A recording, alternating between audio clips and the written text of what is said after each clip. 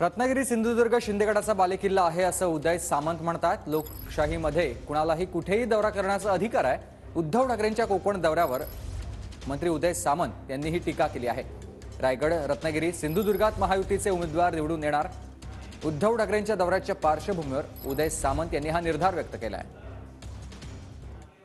बाळासाहेबांच्या विचाराच्या शिवसेनेचा म्हणजे एकनाथ शिंदे साहेबांचं नेतृत्व मानणारा हा शिवसेनेचा बालेकिल्ला आहे आणि त्या बालेकिल्ल्यामध्ये लोकशाहीच्या माध्यमातून कोणाला येऊन प्रचार करण्याची मुभा आहे।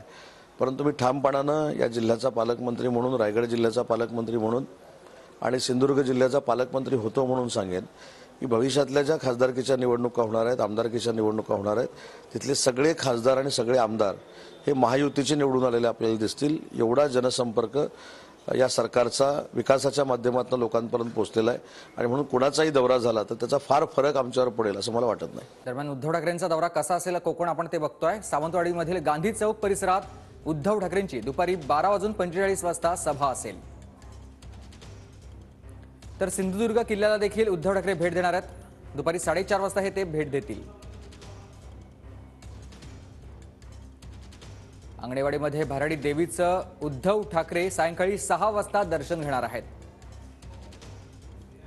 कणकवलीतील अप्पासाहेब पटवर्धन चौक परिसरात सायंकाळी 7 वाजता उद्धव ठाकरेंची सभा आयोजित करण्यात आली आहे।